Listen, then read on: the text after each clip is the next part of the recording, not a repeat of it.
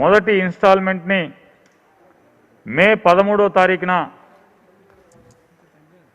రైతులకి అకౌంట్లో సరాసరి జమ చేయటానికి 7,500 రూపాయలని వైఎస్ఆర్ పిఎం రైతు కిసాన్ భరోసా కార్యక్రమాన్ని మే 13వ తారీఖున రైతుల అకౌంట్లో జమ చేయడం జరుగుతుంది. దీనిలో రైతులే కాకుండా ఆర్ఓఎఫ్ఆర్ పట్టా పొందినటువంటి గిరిజన రైతులు కానీ లేదా దేవస్థానం భూములు కౌలుకు తీసుకున్నటువంటి లేదా రైతు వారి వాస్తవ సాగుదారులైనటువంటి ఎస్సీ ఎస్టీ బీసీ మైనార్టీలు వీరికి సంబంధించిన వారు కానీ ఈ పథకానికి అర్హులుగా ఉన్నారు. రేపు మే 13వ తారీఖున రైతుల అకౌంట్లో సరాసరి ముఖ్యమంత్రి గారి చేతుల మీద జమ కాబడుతున్నటువంటి మొత్తము 4,050 కోట్ల రూపాయలు. 2019-20 సంవత్సరంలో ఈ రైతు భరోసా పథకం కింద 46,69,000 మంది రైతులు అర్హులుగా వస్తే 2020-21 సంవత్సరంలో 51,59,000 మంది ఈ పథకం ద్వారా లబ్ధి చేకూరడం జరిగింది. అలాగే 2021-22 సంవత్సరంలో సుమారుగా 54 లక్షల మంది రైతులు కానీ లేదా ఆర్ఓఎఫ్ఆర్ పట్టా పొందినటువంటి వారు కానీ టెనెంట్ ఫార్మర్స్ కానీ వీరందరూ కలిసి 54 లక్షల మంది ఈ పథకం ద్వారా రేపు మే 13వ తారీఖున రైతు భరోసా పథకం ద్వారా లబ్ధి పొందడం జరుగుతుంది. వైఎస్ఆర్ ఫ్రీ క్రాప్ ఇన్సూరెన్స్ ఉచిత పంట ఇన్సూరెన్స్ కార్యక్రమం వైఎస్ఆర్ ఉచిత పంట ఇన్సూరెన్స్ కార్యక్రమం కింద ఈ ఖరీఫ్ పంటలో జరిగినటువంటి 2020 ఖరీఫ్లో పంట నష్టం పొందినటువంటి రైతాంగానికి 2,589 కోట్ల రూపాయలని రేపు మే 25వ తారీఖున రైతుల అకౌంట్లో జమ చేయడం జరుగుతుంది. మొత్తం 38,30,000 మంది రైతులకి ఈ పథకం ద్వారా లబ్ధి చేకూరుతుంది.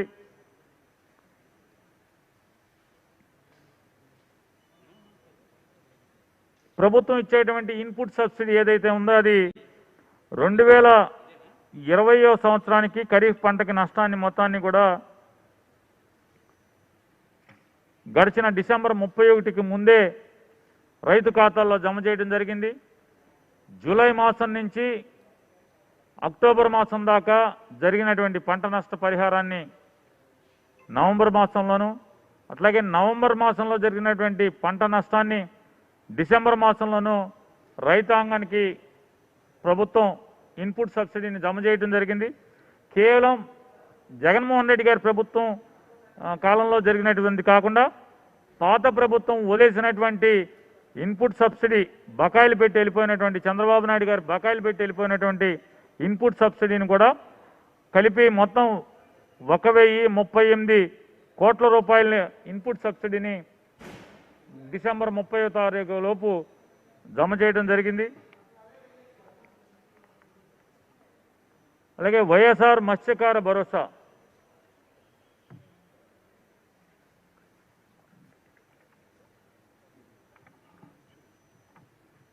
రేపు 25 మేన ఈ వైఎస్ఆర్ క్రాప్ ఇన్సూరెన్స్ ఏదైతే జగన్మోహన్ రెడ్డి గారి ప్రభుత్వం చెల్లించబోతుందో ఈ డబ్బుల్ని 2020 ఖరీఫ్ పంట నష్ట బీమాని ఇచ్చేది రేపు 2021 ఖరీఫ్ పంట. ఎందుకంటే వచ్చే ఈ నెల మే 20వ తారీఖు దాటిన దగ్గర నుంచి కూడా రైతులు విత్తన సేకరణలోకి వెళ్తారు కాబట్టి రేపు ఖరీఫ్ సాగుకి ఈ డబ్బులు అవసరపడే విధంగా ఈ ఇన్సూరెన్స్ బీమా మొత్తాన్ని కూడా జగన్మోహన్ రెడ్డి గారు ఆలోచన చేసి రైతులకు ఉపయోగపడేలాగా ఈ మాసంలోనే దీన్ని చెల్లించడం జరుగుతుంది.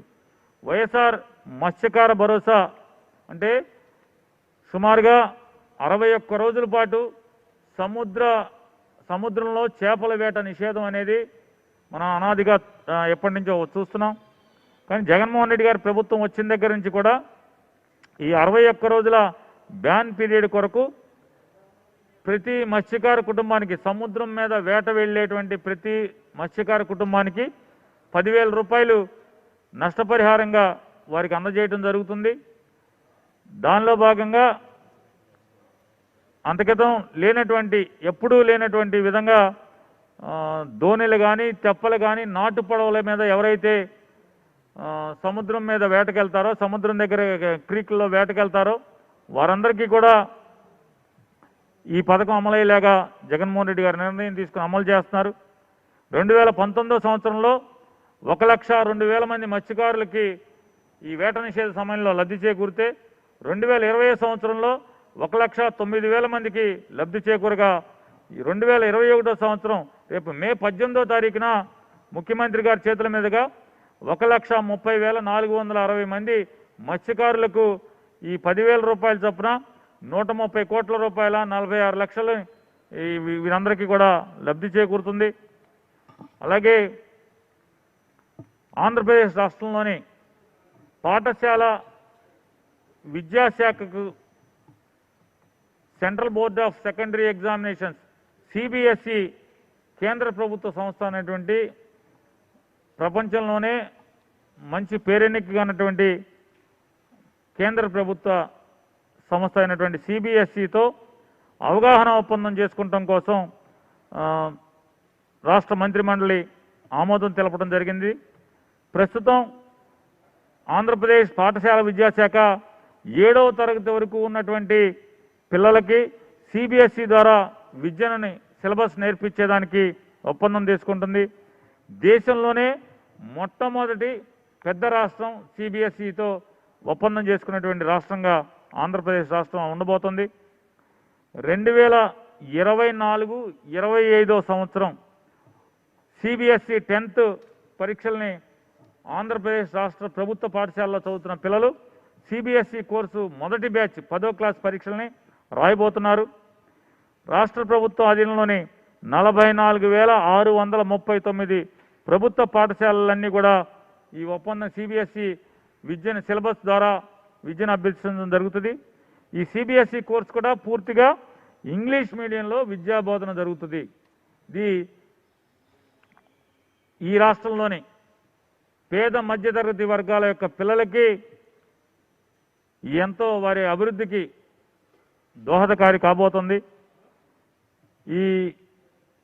ఈ కోర్స్ చెప్పడం ద్వారా అంటే సిబిఎస్ఈలో ఇంగ్లీష్ మాధ్యమంలో పిల్లలకి మరింత నైపుణ్యంతో కూడినటువంటి చదువును అందించడం ద్వారా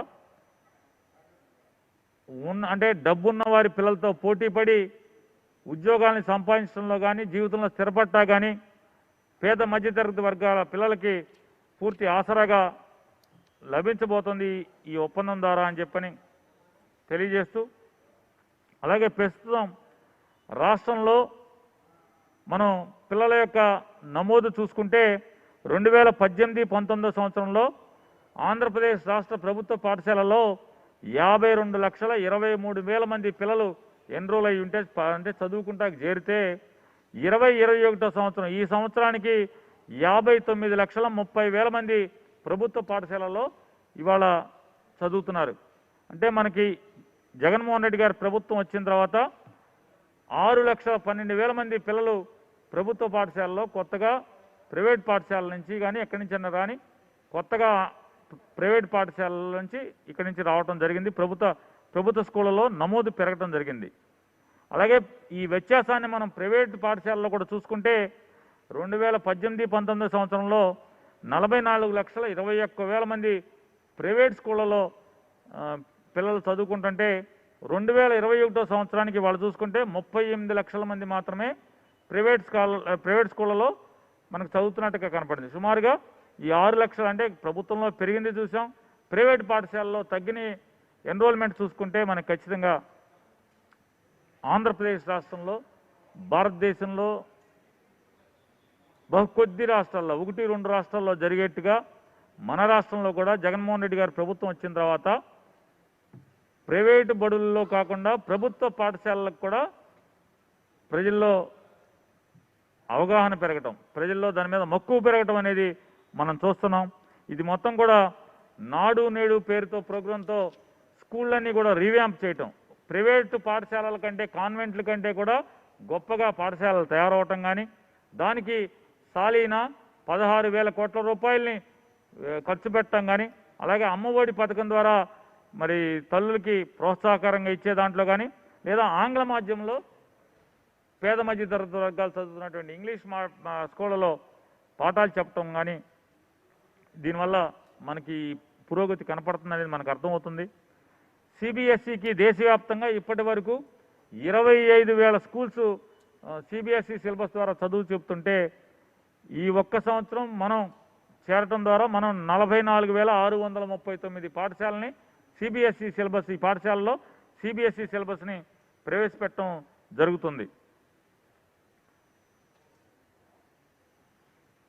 అలాగే నాడు నేడు ద్వారా పాఠశాలల్ని రూపురేఖలు మార్చి ప్రైవేటు పాఠశాలల కంటే ధీటుగా ప్రభుత్వ పాఠశాలలు ఉండేలాగా దాంట్లో సౌకర్యాలు ఏర్పాటు చేసుకుంటానికి కానీ, లేదా బోధనా సంస్కరణలు తీసుకురావడానికి కానీ, అమలు చేయడానికి కానీ, అధ్యాపకుల యొక్క నైపుణ్యాన్ని పెంచడానికి కానీ, ఇంగ్లీష్ మాధ్యమంలో పిల్లలకి చదువు చెప్పడానికి కానీ, అవసరాల కోసం వరల్డ్ బ్యాంక్ నుంచి $250 మిలియన్ అంటే 1,860 కోట్ల రూపాయలని కేవలం 2.5% అంటే 2.5% వడ్డీకి మాత్రమే అప్పు తీసుకొచ్చి ఇది 10 సంవత్సరాల్లో తీర్చేట్టుగా దానికి ఆమోదం ఇవాళ పాఠశాల విద్యా డిపార్ట్మెంట్కి ఆమోదం తెలపడం జరిగింది. అలాగే ఎయిడెడ్ పాఠశాలలు ఏదైతే ఉన్నాయో జూనియర్ కాలేజీలు కానీ, డిగ్రీ కాలేజీలు కానీ, వీటన్నిటిలో కూడా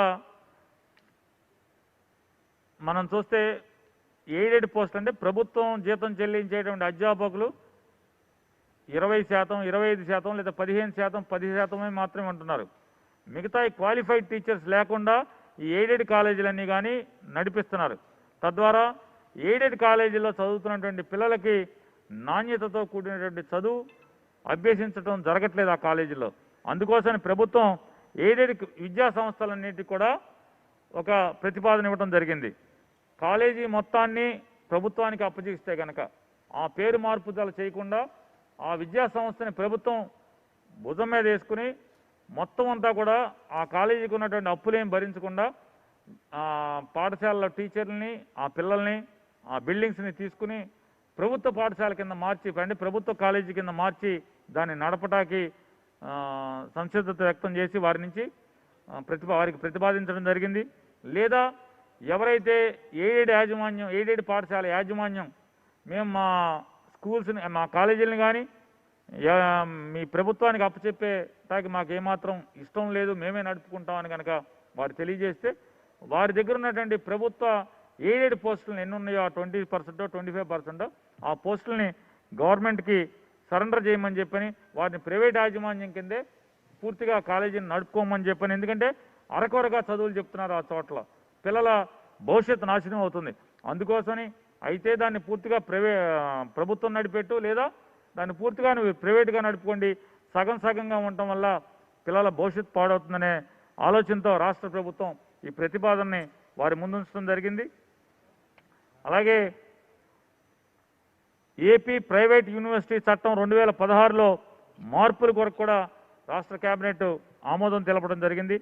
ఇందులో ఏపీ ప్రైవేట్ యూనివర్సిటీల చట్టం ప్రకారం ఏర్పాటైనటువంటి ప్రైవేట్ విశ్వవిద్యాలయాలు ఏదైతే ఉన్నాయో ఆ ప్రైవేట్ విశ్వవిద్యాలయాల్లో ఇప్పుడు యథేచ్ఛగా వారికి కావాల్సిన సీట్లు, ఎన్ని సీట్లు కావాలంటే అన్ని, వారు ఎంత ఫీజు కావాలంటే అంతకి ఇవాళ చదువు చెప్పడం జరుగుతుంది, వసూలు చేయడం జరుగుతుంది. అందుకోసమనే ఈ ఏపీ ప్రైవేట్ యూనివర్సిటీ చట్టం 2016లో మార్పు చేయడం ద్వారా ప్రైవేట్ యూనివర్సిటీలో అయినా 35% సీట్లు ఆ కాలేజీలో, ఆ యూనివర్సిటీలో ఉన్నటువంటి 35% సీట్లు కన్వీనర్ కోటా కింద టేక్ ఓవర్ చేయడం జరుగుతుంది. ఆ కన్వీనర్ కోటా కింద టేక్ ఓవర్ చేయటం వల్ల పేద మధ్యతరగతి వర్గాలు చాలా ఉన్నతం, అంటే వాళ్ళ ఫీజులు ఎక్కువ, ఆ కాలేజీలన్నీ కూడా చాలా అందంగా, చాలా గొప్పగా కనబడతాయి మనకి. కనీసం గేట్లోకి వెళ్తా కూడా పేద మధ్యతరగతి వర్గాల పిల్లలకి కనీసం అర్హత కూడా ఉండే పరిస్థితి లేదు. ఆర్థిక పరిస్థితుల దృష్ట్యా మార్కులు ఉన్నా కూడా, చదువు ఉన్నా కూడా అక్కడ ఫీజులు భరించలేక ఆ ఉన్నతమైనటువంటి ఆ ప్రైవేట్ యూనివర్సిటీలు వెళ్తాక అవకాశం లేదు కాబట్టి ప్రభుత్వం ఆ 35% కోటాని కన్వీనర్ కోటా కింద పెడుతూ వారికి ఫ్రీ ఫీజు రీయింబర్స్మెంటు అలాగే స్కాలర్షిప్ కూడా ఈ 35% కింద అడ్మిట్ అయ్యేటువంటి మన పిల్లలందరికీ కూడా ఫీజు రీయింబర్స్మెంట్ వస్తుంది. అలాగే స్కాలర్షిప్లు కూడా వారికి ఆ ప్రైవేట్ యూనివర్సిటీలో 35% కోటా కింద వచ్చినటువంటి వారందరూ కూడా స్కాలర్షిప్లు కూడా అందించడం జరుగుతుందనేది నిర్ణయాన్ని ఆమోదించడం జరిగింది. అట్లాగే రాష్ట్రంలో అనేక కోఆపరేటివ్ పాడి పరిశ్రమలలో ఏర్పాటైనటువంటి నిరర్ధకంగా మూసివేయబడినటువంటి AP dairy development cooperative federation limited యొక్క ఆస్తులన్నీ కూడా అమూల్ సంస్థకి లీజు ప్రాతిపాదికన ఇచ్చి వారి నుంచి లీజు వసూలు చేసుకునేలాగాను తద్వారా వారికి మెరుగైన సౌకర్యాల ఏర్పాటు ద్వారా ప్రస్తుతం అమూల్ అనేక దేశవ్యాప్త ప్రసిద్ధిగాంచినటువంటి కోఆపరేటివ్ వ్యవస్థ. ఇది రైతులతో యాజమాన్యంలో ఉండేటువంటి సంస్థ, ఏ ప్రైవేటు వ్యక్తులకి సంబంధించినటువంటి సంస్థ కాదది. ఆ కోఆపరేటివ్ వ్యవస్థలో మన రైతులు కూడా ఇప్పటికీ 708 గ్రామాలకు సంబంధించినటువంటి రైతులు ఆ అమూల్ సంస్థలో కోఆపరేటివ్ వ్యవస్థలో సభ్యులుగా చేరారు. అమూల్ సేవలు ఈ 708 గ్రామాల్లో రాష్ట్రంలో అన్ని డైరీల కంటే ఎక్కువ రేట్ ఇచ్చి రైతులకి మేలైన రేట్ ఇచ్చి ఇవాళ పాలు సేకరణ జరుగుతుంది. మార్చి 21, 2022 సంవత్సరం మార్చి 22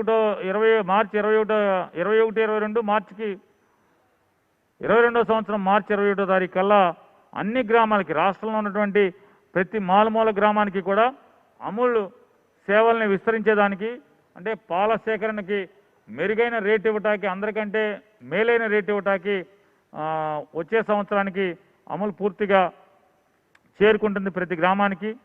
అలాగే ప్రకాశం పాల ఉత్పత్తిదారుల కోఆపరేటివ్ కంపెనీని దాని అప్పుల్లో ఉంది, మూసివేయబడి ఉంది. అది రైతుల సంస్థ, అది రైతులకు సంబంధించినటువంటి కోఆపరేటివ్ వ్యవస్థ గతంలో ఉండేది. దాని అప్పులు తీర్చడానికి కానీ మళ్ళీ దాన్ని పునరుద్ధరించడానికి కానీ 69 కోట్ల రూపాయలని AP dairy development cooperative federation ద్వారా వారికి ఆర్థిక సహాయం అందించడానికి కూడా రాష్ట్ర మంత్రిమండలి నిర్ణయం తీసుకోవడం జరిగింది. అలాగే శ్రీకాకుళం జిల్లా సరిబుజ్జి మండలం వెన్నెలవలస గ్రామంలో 30 ఎకరాలలో యానిమల్ హస్బెండరీ పాలిటెక్నిక్ని ఏర్పాటు చేయడానికి, అలాగే చిత్తూరు జిల్లా సుదుం మండలం సుదుం గ్రామంలో 10 ఎకరాల్లో యానిమల్ హస్బెండరీ పాలిటెక్నిక్ ఏర్పాటు చేయడానికి కూడా రాష్ట్ర మంత్రిమండలి ఈరోజు ఆమోదం తెలపడం జరిగింది.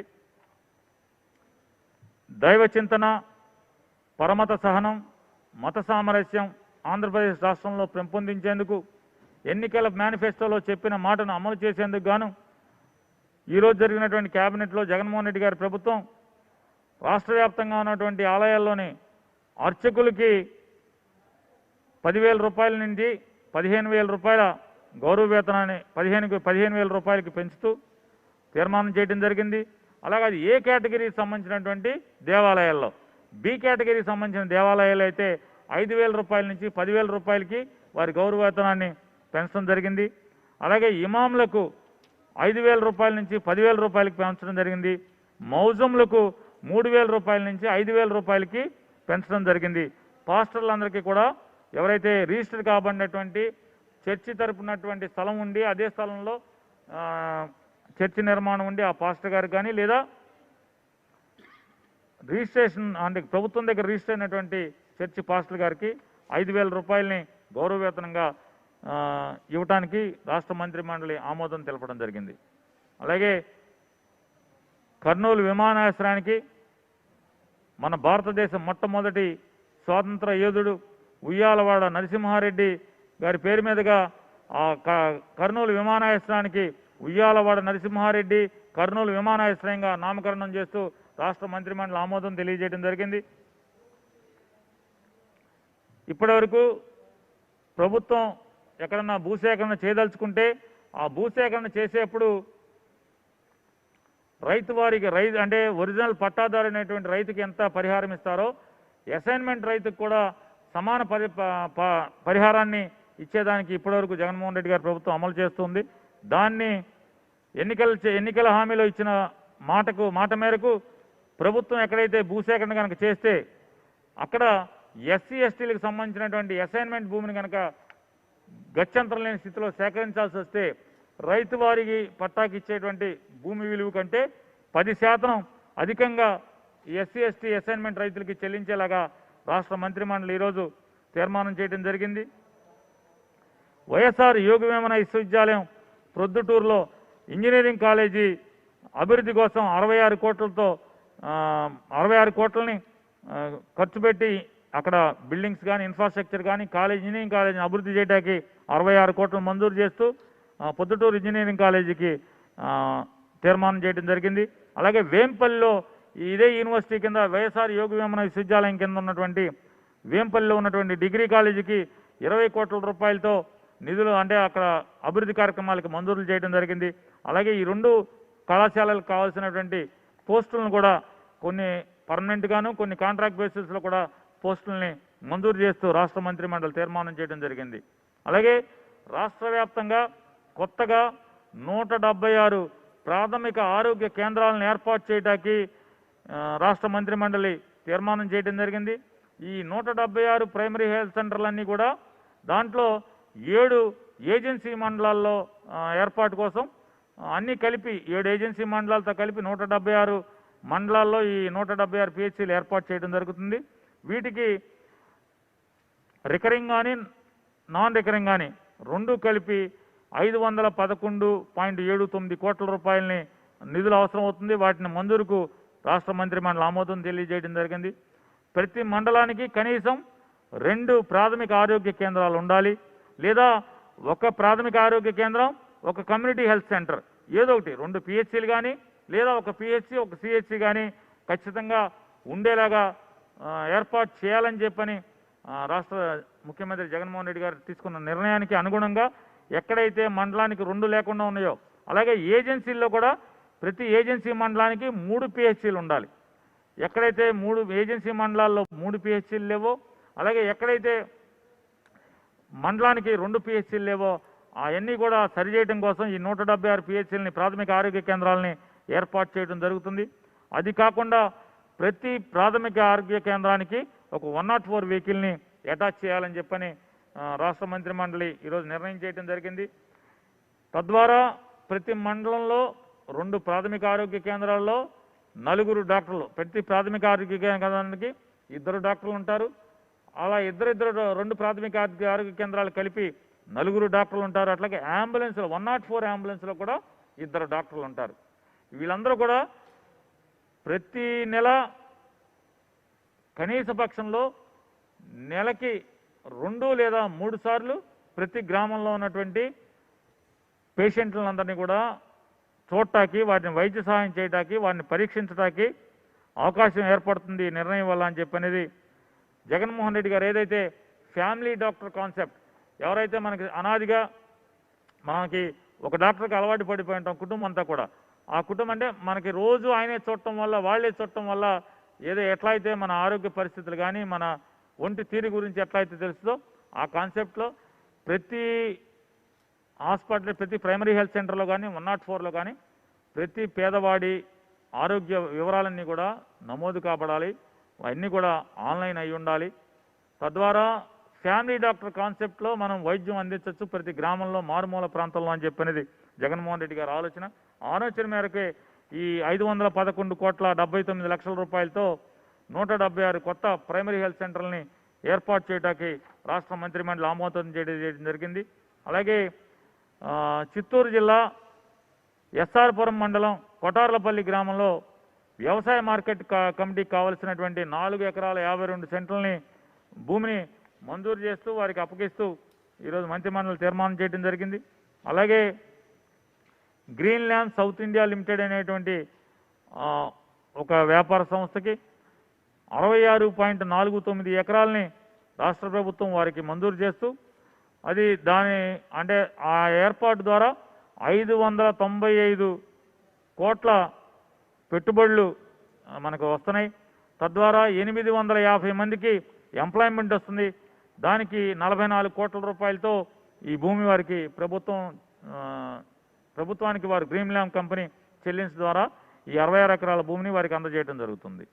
అలాగే బెస్టెక్ ఫుట్వేర్ అంటే అడిడాస్, మనకి బ్రాండ్ నేమ్ తెలుసు, అడిడాస్ బూట్లు తయారు చేసేటువంటి కంపెనీకి పులివెందుల్లో 70 కోట్ల పెట్టుబడితో 2000 మందికి ఎంప్లాయ్మెంట్ ఇచ్చేట్లాగాను, అలాగే ఎనగలూరు గ్రామం కాళహస్తి ప్రాంతంలో ఎనగలూరు గ్రామంలో 10,000 మందికి ఉద్యోగ అవకాశాలు వచ్చేటువంటి అవకాశం ఉన్నటువంటి 7,000 కోట్ల రూపాయల పెట్టుబడులు కూడా 700 కోట్ల రూపాయల పెట్టుబడితో ఇక్కడ ఒక ఫ్యాక్టరీ నిర్మాణానికి ఈ కంపెనీ జరుగుతుంది అక్కడ.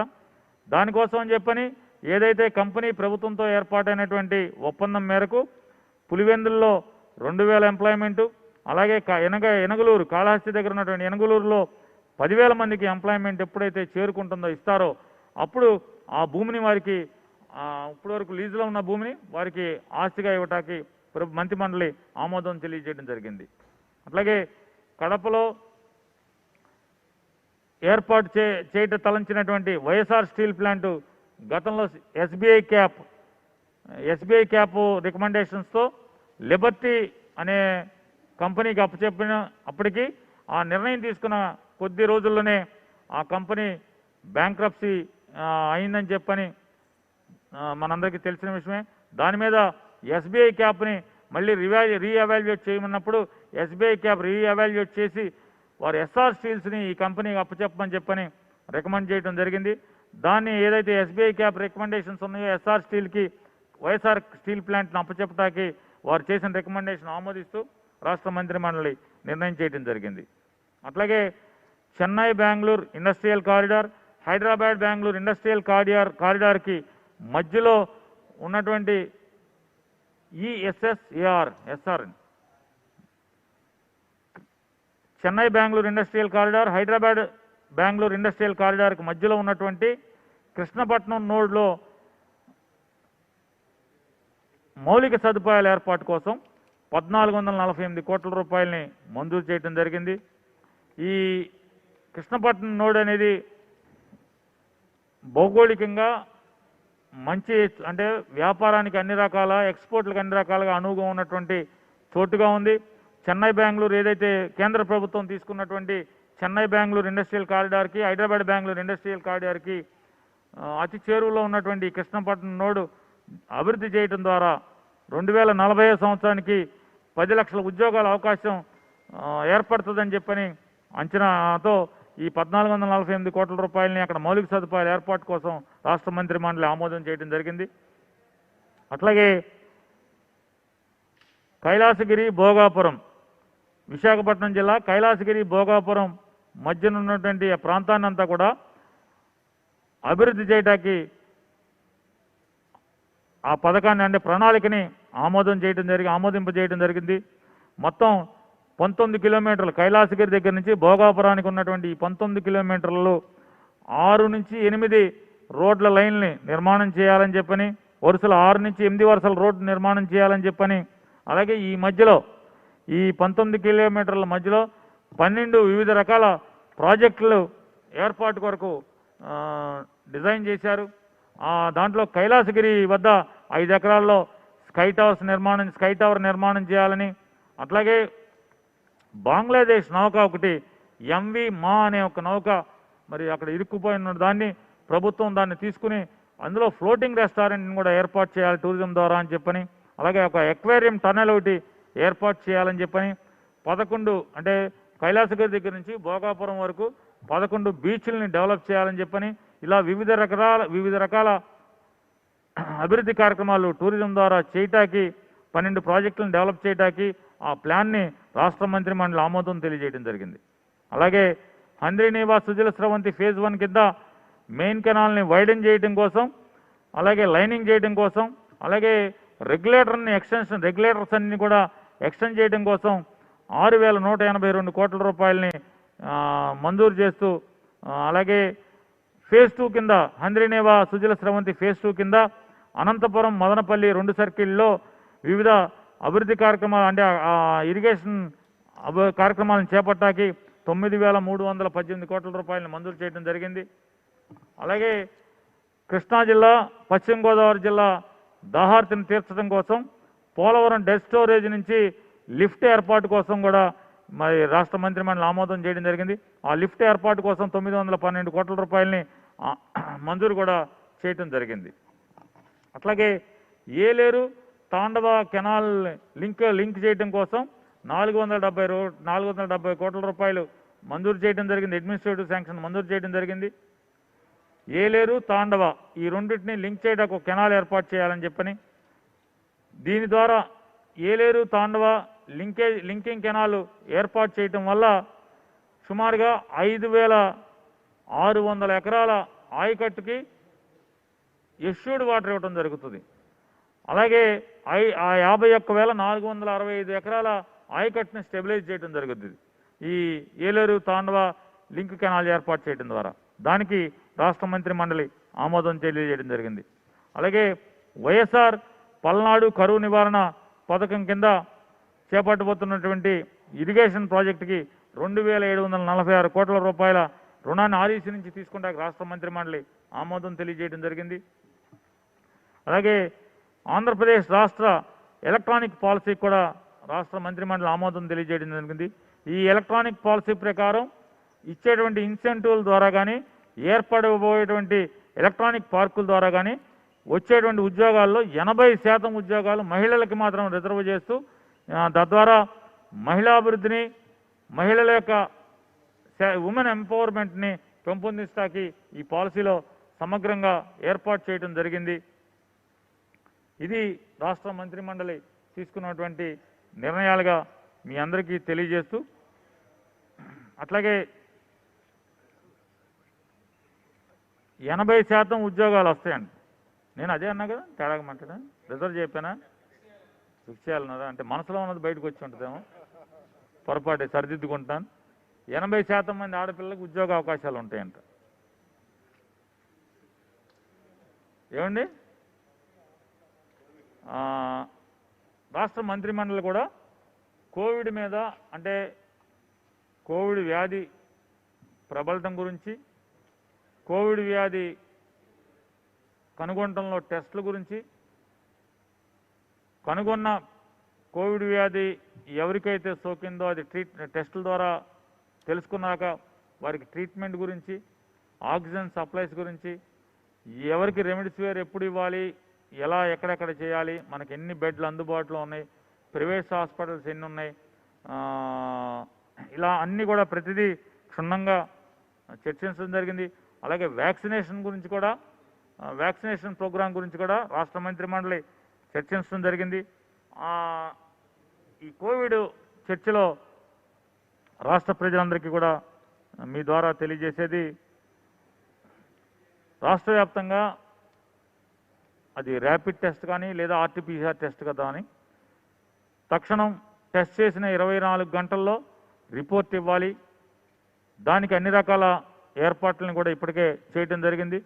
అంటే ఇది వ్యాధి ఒక్కసారి ఉధృతంగా వ్యాపింప చేయడం వల్ల మనం కిందటిసారి కోవిడ్ ప్రిపేర్నెస్ ఏదైతే ఉందో దానికి మించి ఇవాళ పేషెంట్స్ మనకి ఐడెంటిఫై అవటం, కోవిడ్ వ్యాధి ఎక్కువగా ప్రజలకి వ్యాప్తి చెందటం వల్ల దాన్ని అందుకోవటంలో ఏనా 4 రోజులు 3 రోజులు ఏమైనా ఆలస్యం ఉండొచ్చే కానీ ఇమీడియట్గా రాష్ట్ర ముఖ్యమంత్రి గారు శరవేగంగా అన్నీ చేస్తూ మనకి రెండో వేవ్ వచ్చేప్పటికి సుమారుగా, అంటే ఈ కోవిడ్ వచ్చేప్పటికి రాష్ట్రంలో, అంటే మొదటి విడత కోవిడ్ వచ్చేప్పటికి 3,400 ఆక్సిజన్ బెడ్స్ ఉన్న స్థితి నుంచి ఇవాళ 26,000 ఆక్సిజన్ బెడ్స్కి ఇవాళ ఆంధ్రప్రదేశ్ రాష్ట్ర ప్రభుత్వం తయారైంది. అంటే మన సామర్థ్యం, ఆక్సిజన్ బెడ్స్ సామర్థ్యం ఆంధ్రప్రదేశ్ రాష్ట్రంలో 26,000 ఆక్సిజన్ బెడ్స్ ఉంది. అట్లాగే మనం టెస్ట్, అంటే వ్యాధి చూసుకున్నా కూడా 6 అంటే టెస్టుల్లో పాజిటివ్ శాతం దేశవ్యాప్తంగా 6.8% టెస్ట్ పాజిటివ్ టెస్ట్ టెస్టుల్లో పాజిటివ్ వస్తుంటే మనకి 6.5% కనపడుతుంది. అలాగే డెత్ రేట్ కూడా 1.1 దేశవ్యాప్త రేషియో ఉంటే మనం 0.74గా మనకి మోర్టాలిటీ రేట్ ఉంది. అట్లాగే ఇప్పటి వరకు 1,67 మందికి 67 లక్షల మందికి టెస్ట్ చేస్తే మనకి మొత్తం కోవిడ్ స్టార్ట్ అయిన దగ్గర నుంచి ఫస్ట్ ఫేజ్ కానీ 11 లక్షల మంది పాజిటివ్గా తేలటం జరిగింది. నిన్న ఒక్కరోజు 18,000 మంది పాజిటివ్గా తేలటం జరిగింది. దీనికి మొన్న ఇంకా కొంచెం ఎక్కువ ఉంది, నిన్న కొద్దిగా తగ్గింది. 18,000 మందిగా పాజిటివ్గా వచ్చిన పరిస్థితి మనకు కనపడింది. దాంట్లో మైల్డ్ సిమ్టమ్స్ ఉన్న వాళ్ళు ఉన్నారు ఎక్కువ మంది. వారికి హోమ్ క్వారంటైన్ లేదా కరోనా కోవిడ్ సెంటర్లోనూ కోవిడ్ కేర్ సెంటర్లోనూ ఏర్పాటు చేసి వైద్యం అందించాలని చెప్పని సాధ్యమైనంత వరకు కూడా ప్రతి మండలానికి ఈరోజు ముఖ్యమంత్రి గారు అధికారులను ఆదేశించింది. ప్రతి మండలానికి ఖచ్చితంగా మండల హెడ్ క్వార్టర్లో ఒక కోవిడ్ కేర్ సెంటర్ ఏర్పాటు చేయాలి. ఎందుకంటే చిన్న ఇళ్లలో అంటే చిన్న గదుల్లో ఉండేటువంటి ప్రజల యొక్క సౌకర్యం కోసం వారి ఇంట్లో కోవిడ్ వస్తే ఇంట్లో అందరికీ కోవిడ్ వచ్చే పరిస్థితి ఉంటుంది, చిన్న ఇళ్ళు ఉండటం వల్ల. అందుకని ప్రతి మండల హెడ్ క్వార్టర్లో కూడా కోవిడ్ కేర్ సెంటర్ ఏర్పాటు చేసి తద్వారా కోవిడ్ వచ్చిన వారిని వెంటనే కనుక కోవిడ్ కేర్ సెంటర్లో పెడితే ఇంట్లో మిగతా వారికి కోవిడ్ సోకటానికి అవకాశాలు ఉండవనేది దాంతో ముఖ్యమంత్రి గారు తక్షణం ఏర్పాటు చేయమని చెప్పడం జరిగింది. అట్లాగే 558 హాస్పిటల్స్ని రాష్ట్ర ప్రభుత్వం కోవిడ్ హాస్పిటల్స్గా నోటిఫై చేయడం జరిగింది.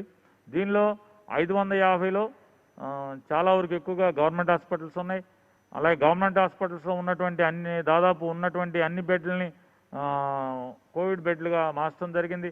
అలాగే దాని సామర్థ్యానికి మించి కూడా మంచాలు వేయటం, దాని ఇంకా మంచాల సంఖ్యను ప్రభుత్వ ఆసుపత్రుల్లో పెంచడం జరిగింది.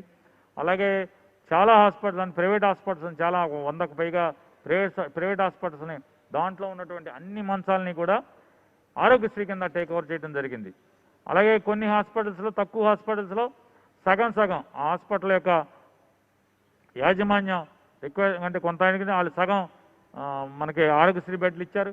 చిన్న హాస్పిటల్స్ అవి సగం ఆరోగ్యశ్రీ హాస్పిటల్స్ ఇచ్చారు, సగం మిగతా వాళ్ళు యాజమాన్యం కింద ప్రైవేట్ వైద్యం చేయడానికి వాళ్ళు కొంత ఉంచుకున్నారు. లేదు తక్కువ సంఖ్యలో సుమారుగా ఈ 550 హాస్పిటల్స్లో ఒక 30-25 హాస్పిటల్స్ మాత్రం 100% ప్రైవేట్ హాస్పిటల్గా ఉన్నాయి.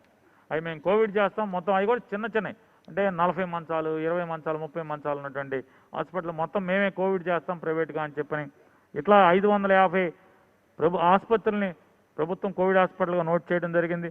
ఇప్పటికీ 44,599 మంచాలని కోవిడ్ అంటే కోవిడ్ వైద్యం కోసం మనం కేటాయించడం వాటిందని దాదాపుగా 100% అన్ని మంచాల్లో కూడా పేషెంట్లు ఆక్యుపై చేయడం జరిగింది. దానికి కావలసినటువంటి అన్ని ఆక్సిజన్ కర్ణాటక నుంచి ఒరిస్సా నుంచి మనకి వైజాగ్ నుంచి చెన్నై నుంచి ఈ 4 చోట్ల నుంచి కూడా మనకు కావాల్సినటువంటి 450 టన్నుల ఆక్సిజన్ని రోజు మనం తీసుకురావడం జరుగుతుంది. ఈ ఎక్కడ కూడా అంటే ప్రైవేట్ హాస్పిటల్ ఈ 558 హాస్పిటల్స్ కోవిడ్ హాస్పిటల్ నోటిఫై చేసిన దాంట్లో ప్రభుత్వ ఆసుపత్రి కానీ ప్రైవేట్ ఆసుపత్రి కానీ ఏదైనా సరే దానిలో ఆక్సిజన్ నిల్వలనేవి కూడా కంప్లీట్గా ప్రతి జిల్లాలో ఒక జాయింట్ కలెక్టర్ని ఏర్పాటు చేసి ఆ జాయింట్ కలెక్టర్ ద్వారా మానిటర్ చేయడం జరుగుతుంది. ఎక్కడా కూడా ఆక్సిజన్ లేక వారు చనిపోయారు వీరు చనిపోయారు పరిస్థితి అనేది ఉత్పన్నం అవ్వకూడదు ఎట్టి పరిస్థితులు ఈ ఆంధ్రప్రదేశ్ రాష్ట్రంలో. కాబట్టి ఆక్సిజన్ని లెవెల్స్ని మానిటర్ చేస్తూ ఇంకా ఎంతసేపటి వరకు ఆక్సిజన్ వస్తుంది కాబట్టి దానికన్నా ఒక 5-6 గంటల ముందే ఆక్సిజన్ వెహికల్స్ చేరాలి లేదా సిలిండర్స్ చేరాలి. ఏదో రకంగా అక్కడ ఆక్సిజన్ అనేది కొరత లేదు అనేది మానిటర్ చేయడానికి ఒక జాయింట్ కలెక్టర్ని ఏర్పాటు చేయడం జరిగింది. అలాగే రెమిడిసివిర్ ఇంజెక్షన్ కానీ అలాగే స్టెరాయిడ్స్ కానీ ఇట్లాంటి కావలసినటువంటి అన్ని మందుల్ని కూడా డ్రగ్ కంట్రోల్ డిపార్ట్మెంట్ అధికారులందరినీ కూడా ఈ పని మీద పెట్టడం జరిగింది. వారందరూ కూడా మినిట్ టు మినిట్ ఏ హాస్పిటల్లో ఎంతమంది పేషెంట్స్ ఉన్నారు ప్రైవేట్ కానీ గవర్నమెంట్ కానీ వారికి ఎవరికి రెమిడిసివిర్ ఇవ్వాలి ఎవరికి స్టెరాయిడ్ ఇవ్వాలి ఎంత డిమాండ్ ఉంది అనేది ఎప్పటికప్పుడు మానిటర్ చేసుకోవటం వాళ్ళకి కావాల్సినటువంటి స్టాక్ని ఇన్ అడ్వాన్స్ ముందే పంపించడం జరుగుతుంది. ఈరోజు ఆంధ్రప్రదేశ్ రాష్ట్రంలో ఉన్నటువంటి ఈ 558 హాస్పిటల్కి సంబంధించినటువంటి ఎంత రెమిడిసివిర్ కావాలో దానికి కావాల్సినటువంటి అంత స్టాక్ కూడా అంటే బహుశా ఇంకా ముందు వరకే అంటే మనం ఎక్కడ స్టాక్ ఎప్పుడు కూడా ఆన్ హ్యాండ్ స్టాక్ మెయింటైన్ చేస్తుంది ప్రభుత్వం. ఎక్కడ ఈ కొరత రెమిడిసివిర్ ఇంజెక్షన్ కొరత ఉంది ఆంధ్రప్రదేశ్ రాష్ట్రంలో అనేది లేకుండా గవర్నమెంటే డ్రగ్ కంట్రోల్ డిపార్ట్మెంట్ని ఇదంతా మానిటర్ చేస్తూ ఎప్పటికప్పుడు ప్రతి ఆసుపత్రిలో కూడా ఈ డ్రగ్స్ అందించేదానికి కూడా మానిటర్ చేస్తుంది. దాని కొరకనే ఇప్పుడు రేపు మధ్యాహ్నం నుంచి రేపు అంటే రోజు ఉదయం 6 గంటల నుంచి 12 వరకు మాత్రమే ప్రజల యొక్క దైనందిన జీవితం గడవాలి, దినచర్య ఉండాలి. 6 to 12లోనే స్కూల్స్ కానీ కాలేజీలు కానీ ఏ సంస్థ అయినా 6 to 12 మధ్యలోనే నడవాలి. ఆ 12 గంటల తర్వాత ఏ పరిస్థితిలో కూడా ఎవరు రోడ్డు మీదకి రావద్దు. వైద్య సహాయం కొరకు తప్పితే, వైద్య అత్యవసరం కోసం తప్పితే మరొక దానికి రోడ్డు మీదకి రావద్దని చెప్పనేది రాష్ట్ర ప్రభుత్వం ప్రజలందరినీ కూడా విజ్ఞప్తి చేస్తుంది. 6 to 12 మధ్యలోనే మనం ఏ అవసరం ఉన్నా, లేకపోతే స్కూల్స్ నడిచినా, కాలేజీలు నడిచినా, ఏ వ్యవస్థ నడిచినా 6 to 12 మధ్యలోనే సమయాన్ని కుదించుకోవాలి. దీన్ని 2 వారాల పాటు ఈ ఏర్పాటు అంటే మనం ఈ స్వీయ నిర్బంధం లాంటిది. ఇది స్వీయ నిర్బంధం ఎందుకంటే మనకి ఈ వ్యాప్తి శరవేగంగా పెరిగిపోతున్న పరిస్థితి వస్తుంటే ఈ వ్యాధి వల్ల మరణం సంభవించకుండా ఉండాలంటే వ్యాక్సిన్ ఒకటే మనకి దారి ఉంది. కానీ ఇవాళ ఉన్న పరిస్థితిలో వ్యాక్సిన్ కేంద్ర ప్రభుత్వం నుంచి చాలా లిమిటెడ్ డోసెస్ మనకు వస్తున్నాయి. ఇప్పటి వరకు మనకి ఇచ్చే ఈ నెలలో మనకు 9 లక్షల డోసు ఇస్తారని చెప్తున్నారు కేంద్ర ప్రభుత్వం. ఈ 9 లక్షల డోసులు కూడా మనం 45 సంవత్సరాల నుంచి పై ఎంత వయసు ఉన్నా కూడా 70 ఏళ్ళలోని 80 ఏళ్ళలోని 45 పైబడిన వారందరికీ కూడా ఈ డోసుల్ని 9 లక్షల డోసుల్ని వాడాలని చెప్పని రాష్ట్ర ప్రభుత్వం నిర్ణయించడం జరిగింది. కేంద్రం అనాలోచితంగా 18 సంవత్సరాల వారికి కూడా ఈ వ్యాక్సిన్ వేయమని చెప్పడం అనేది అనాలోచితమైనప్పుడు కూడా ప్రభుత్వం రాష్ట్ర ముఖ్యమంత్రి గారు ఇప్పటికే కేంద్ర ప్రభుత్వానికి రాయటం జరిగింది. 18 అంటే ఎక్కువగా రిస్క్ అనేది థ్రెట్ అనేది లైఫ్లో 45 సంవత్సరాలు దాటిన వారికే ఎక్కువగా రిస్క్ ఉంటుంది. కాబట్టి 45 దాటిన వాళ్ళకి ముందు మనం వ్యాక్సినేషన్ కంప్లీట్ చేస్తే తర్వాత 45 లోపు వాళ్ళకి మనం మెల్లగా ఇచ్చు మీరు కనుక అలా కాకుండా వ్యాక్సిన్ కనుక సమృద్ధిగా ఇస్తే అందరికీ ఇటాక అవకాశం ఉంటుందని చెప్పి రాష్ట్ర ముఖ్యమంత్రి గారు లెటర్ రాయడం జరిగింది. అలా అదొకటే కాకుండా కేంద్ర ప్రభుత్వం ప్రభుత్వాన్ని ఏ రాష్ట్ర ప్రభుత్వానికి ఆ రాష్ట్ర ప్రభుత్వాన్ని మీరు వ్యాక్సిన్ కొనుక్కోండి మీరు 45 ఏళ్ళ లోపు వాళ్ళకని చెప్పని ప్రభుత్వం కూడా కేంద్ర ప్రభుత్వం ఉత్తర్వులు ఇవ్వడం జరిగింది. ఇచ్చేటువంటి ఆ డోసులు కూడా అన్లిమిటెడ్ అనేది లేదు. డబ్బులు పెట్టి కొనుక్కున్నామన్నా అన్లిమిటెడ్ కాదు. దాన్ని కూడా ఏ రాష్ట్రానికి ఎంత అనేది కూడా వాళ్ళు రేషన్ విధించడం జరిగింది. దాన్ని మరి వచ్చేటువంటి దాన్ని రాష్ట్ర ముఖ్యమంత్రి గారు ఇప్పటికే కేంద్ర ప్రభుత్వానికి ఉత్తరం రాయడం జరిగింది. రాష్ట్ర ప్రభుత్వం కొనుగోలు చేసేటువంటి కోటాని కూడా 45 సంవత్సరాలు దాటిన వాళ్ళకి ఇస్తే కనుక తొందరగా 45 నుంచి పైబడిన వాళ్ళు తొందరగా మనం ఎందుకంటే 45 సంవత్సరాలు దాటిన వాళ్ళకి సుమారుగా 27 కోట్ల మంది 27 కోట్ల యూనిట్లు కావాల్సి వస్తుంది 45 సంవత్సరాలు దాటిన వారికి. మరి అది వేయాలంటే మీరు ఇచ్చేటువంటి రాష్ట్ర ప్రభుత్వానికి వెసులుబాటు ఇచ్చినటువంటి కొనుగోలు చేసేదానికి కూడా 27 కోట్ల మంది అంటే 54 కోట్ల డోసులు కావాలి. 27 కోట్ల మంది 45 సంవత్సరాలు పైబడి ఉన్నారు. సుమారుగా 60 కోట్ల పైబడి 18 ఏళ్ళ నుంచి 45 ఏళ్ళ మధ్యలో ఉన్నారు. కాబట్టి వీళ్ళందరికీ దేశంలో చెప్పేది దేశం లెక్కలే చెప్తున్నా నేను అన్ని లెక్కలు చెప్తున్నా. అంటే వ్యాక్సినేషన్ అంటే ఇన్ని డోసులకి వ్యాక్సినేషన్ తయారు చేసే పరిస్థితి లేకుండా మీరు 18 ఏళ్ళ నుంచి కూడా ఇవ్వండి అని రాష్ట్ర ప్రభుత్వానికి వెసులుబాటు ఇవ్వాలి.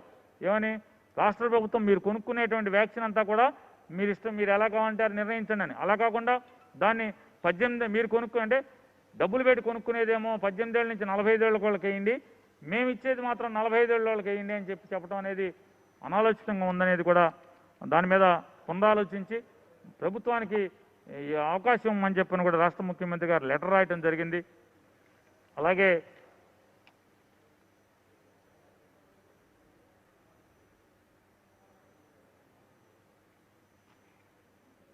ఇప్పటి వరకు 81.66% మంది హెల్త్ వర్కర్లకి వ్యాక్సినేషన్ చేయడం జరిగింది. అలాగే ఫ్రంట్ లైన్ వర్కర్స్కి 76% మందికి వ్యాక్సినేషన్ కంప్లీట్ చేయడం జరిగింది.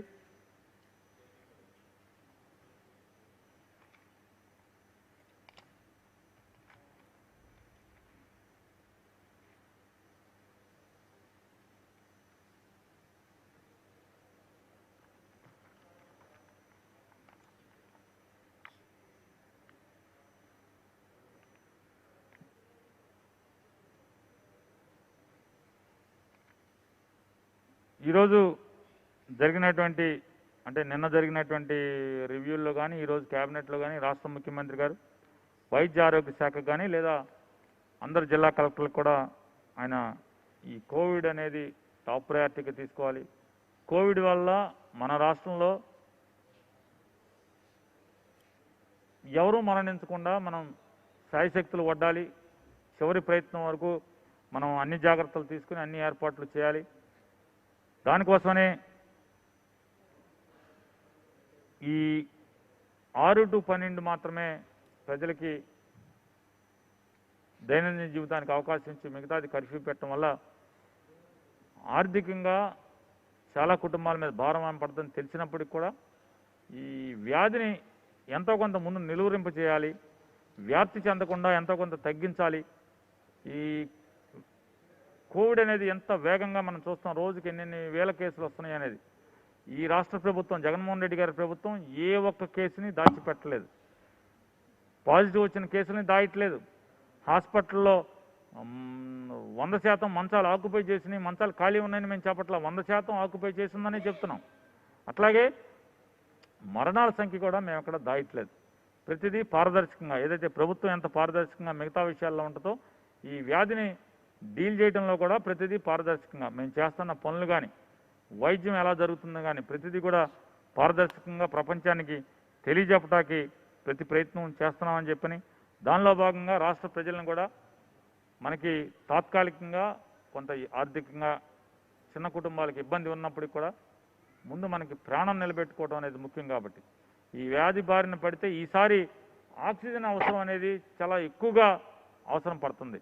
ఇదివరకు మందులతో తగ్గేది, కానీ ఈసారి రెండో వేవ్ వచ్చినప్పుడు మాత్రం ప్రతి వారికి దాదాపుగా 100కి 80% 90% మందికి ఆక్సిజన్ అవసరం పడుతుంది. కాబట్టి ఆక్సిజన్ అనేది ఇవాళ ఎంత కొరతగా ఉందో మనం చూస్తున్నాం. అయినప్పటికీ కూడా రాష్ట్ర వ్యాప్తంగా ఎక్కడా కూడా కొరత లేకుండా మంచాలకు సరిపడా ఈ 550 చిల్లర హాస్పిటల్లో ఎక్కడ ఒక ఆక్సిజన్ బెడ్కి కూడా ఆక్సిజన్ అందలేదు అనే పరిస్థితి లేకుండా ప్రయత్నం చేస్తారు. దానికోసమే వివిధ సుదూర ప్రాంతాల నుంచి, అంటే ఒరిస్సాలో మనకు కేటాయించినటువంటిది చాలా మారుమూల ప్రాంతంలో ఆక్సిజన్ మనకి ఇచ్చేదానికి కేటాయించారు కోట. అయినప్పుడు కూడా వెళ్ళేప్పుడు లారీల్ని ఎయిర్ లిఫ్ట్ చేసి వచ్చేప్పుడు బయట తీసుకొచ్చే దాంట్లో కూడా చాలా దూరం అవటం వల్ల ఆ ఫ్రీక్వెన్సీ కోసం సింగపూర్ నుంచి ఒక 20 ఈ ఆక్సిజన్ ట్రాన్స్ఫర్ వెహికల్స్ని కూడా ట్రాన్స్పోర్ట్ చేయడానికి వెహికల్స్ని కూడా రాష్ట్ర ప్రభుత్వం కొనుగోలు చేస్తాకి ఆల్రెడీ ఆ పనిలో ఉందని చెప్పిన కూడా ముఖ్యమంత్రి గారు రాష్ట్ర మంత్రిమండలికి కూడా తెలియజేశారు. ఇలాంటి దాన్ని తద్వారా ఆక్సిజన్ తేవటం అనేది ఫ్రీక్వెన్సీ తగ్గుతుంది, వెహికల్ ఫ్రీక్వెన్సీ పెరుగుతుంది, వెంటనే మనకి ఆక్సిజన్ అందుబాటులోకి వస్తుందని చెప్పి ఆ వెహికల్స్ పెంచడం కూడా జరుగుతుంది. అలా ఈ మరణాలు ఉండకూడదు, వ్యాధి విపరీతంగా ఉధృతంగా ప్రబలకూడదనే ఈ ఈ నిర్ణయాన్ని తీసుకోవడం జరిగిందనేది మీ అందరి ద్వారా రాష్ట్ర ప్రజలందరికీ తెలియజేసుకుంటూ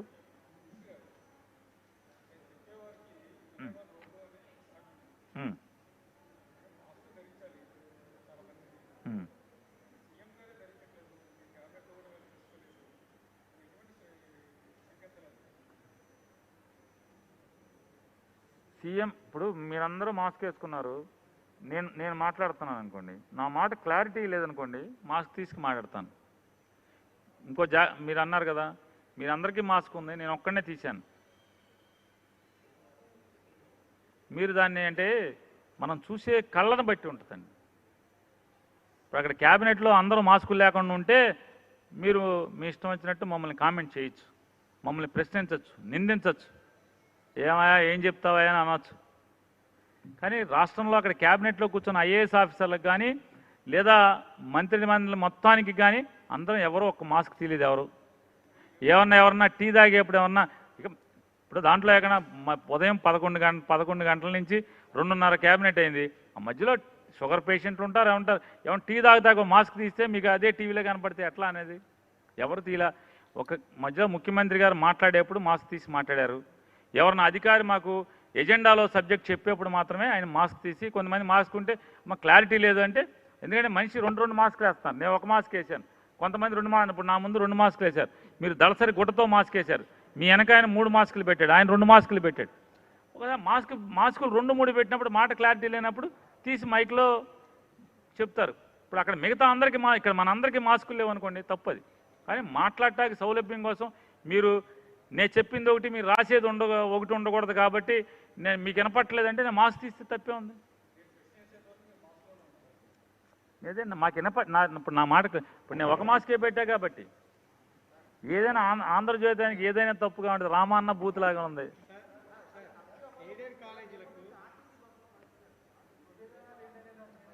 సార్ ఆర్టీసీ బస్సు అయినా ఎవరైనా కూడా ఇప్పుడు ఆర్టీసీ బస్సు సపోజ్ ఊరికే చెప్తానండి. నేను విజయవాడ బస్ స్టాండ్లో రాత్రి 8 గంటలకు బస్సు పెడతాను హైదరాబాద్ వెళ్తాకి. ఎవరో చెప్తారు దాంట్లో అయితే బస్సు ఉంటుంది కానీ బస్సు ఎక్కేవాడు ఉండరు కదా ఏమండి. అందరూ ఇదే పరిస్థితి ఉంటారు. అత్యవసర సేవలు తప్పితే మిగతా అందరూ కూడా 6 to 12 పనిచేస్తారండి.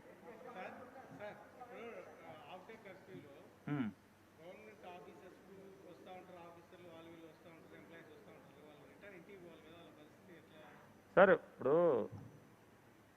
అత్యవసర సేవల్లో ఉన్నటువంటి విలేకరుల దగ్గర నుంచి ప్రభుత్వ సేవలు అంటే ఆయన లేకపోతే ఇప్పుడు వైద్య ఆరోగ్య శాఖలో ఉద్యోగస్తులు ఉంటారు. వాళ్ళు పని చేయకపోతే వ్యవస్థ ఆగిపోద్ది, కోవిడ్ ట్రీట్మెంట్ ఆగిపోద్ది, జిల్లా కలెక్టర్ దగ్గర ఉంటారు. అట్లా అత్యవసర సేవల్లో వాళ్ళకి మాత్రం మినహాయింపు ఉంటుంది. లేకుండా ఎట్లా ఉంటుంది? ప్రతి చోట కర్ఫ్యూ ఉన్నప్పుడు మినహాయింపులు ఇస్తూ ఉంటారు కదా. అట్లా మినహాయింపు ఇది ఉద్దేశం. అంటే మనం ప్రతిదీ భూతత్వం పెట్టి ఎతికేకంటే ఇక్కడ ఏంటంటే ప్రజల్ని రోడ్డు మీదకి రాబాకండి, ఈ వ్యాధి ప్రబలుతుంది కాబట్టి మీరు ఇంటికి పరిమితం అవటం వల్ల కొన్నాళ్ళ పాటు మనకి ఇది కంట్రోల్లోకి రావడానికి అవకాశం ఉంటుంది. ముందు 2 వారాలు పెట్టి చూద్దాం, తర్వాత మళ్ళీ సమీక్షించుకుందాం అనేది వాళ్ళ ప్రభుత్వం యొక్క ఆలోచన. దానికి ప్రతిదీ అదేంటి ఇదేంటి జిల్లా కలెక్టర్ ఏం చేస్తాడు సాయంత్రం మరి 12కి జిల్లా కలెక్టర్ ఇంటికి వెళ్ళిపోతే లేదా డిఎంఎన్హెచ్ఓ ఇంటికి వెళ్ళిపోతే అంటే వాళ్ళు ఎందుకు ఇంటికి వెళ్ళిపోతారు?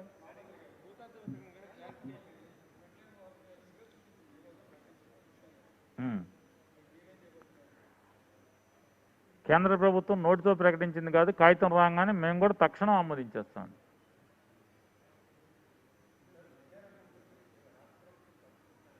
అర్థం కాలే. విద్యారంగం నుంచి ఏం తప్పుకుంది?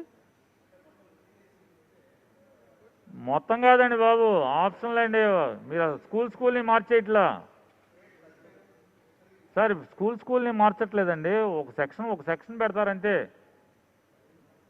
చాయిస్ ఆప్షన్లు అండి అది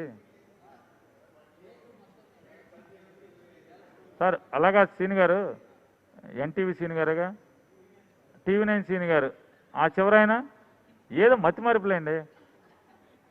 ఆ చివరైనా అంటే మీరు కూడా రాజకీయ నాయకుల్లాగా రోజుకో పార్టీ మారిపోయినట్టుగా విలేకరులు కూడా రోజుకో ఛానల్ మారుతుంటారు కాబట్టి ఎప్పటికప్పుడు తడుముకోవాల్సి వస్తుంది.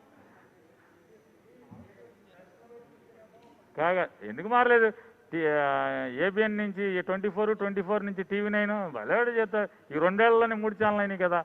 ఆ చివరాయన మీరు తమరే ఛానల్ సార్. చెప్పండి, ఏంటి చెప్పండి, మీరేమంటారు సార్? మీరు అనవసరంగా భయపడద్దని చెప్తున్నా. ఈ జగన్మోహన్ రెడ్డి గారి ప్రభుత్వం సాంప్రదాయాలని కట్టుబాట్లని గౌరవించేయడంది, మన చరిత్రను తుడిపేసేసి ఏదో కొత్త చరిత్ర రాద్దాం అనేటువంటి అటువంటి ఆలోచన ఉన్నటువంటి వ్యక్తి జగన్మోహన్ రెడ్డి గారు కాదు. ఎవరికి అవసరమైతే, ఎవరికి నాకు ఇది కావాలి అని కోరుకుంటారో వారికి మాత్రమే తప్పితే అది మొత్తం గొంప కొత్తగా ఈ స్కూల్స్ అన్ని ఎందుకు చెప్తారు సార్? ఏంటండి అదేంటండి నూతన అధ్యాయం? ఒక చాయిస్ ఇవ్వటం నూతన అధ్యాయం కాదా? ప్రభుత్వ బడిలో CBSE కోర్సు నేర్పడం అనేది ఒక నూతన అధ్యాయం కాదా? నాడు నేడు ఒక నూతన అధ్యాయం కాదా? నిన్న దాకా డబ్బా బడి అనేవాళ్ళు, మున్సిపల్ స్కూల్ని ప్రభుత్వ పాఠశాలని డబ్బా బడులు అనేవాళ్ళు.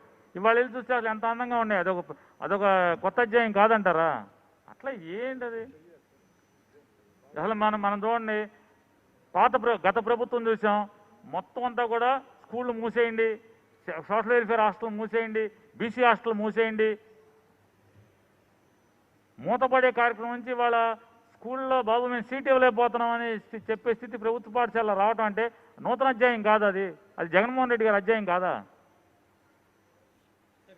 ఊరికే అంటే నేనేదేంటంటే మీరు జగన్మోహన్ రెడ్డి గారిని కుడికంతో చూడండి, ఎడంకంతో చూస్తున్నారు. ఎడంకంతో ఎందుకు చూడటం, కుడికంతో చూడండి, లేదా 2 కళ్ళతో చూడండి. చెప్పండి.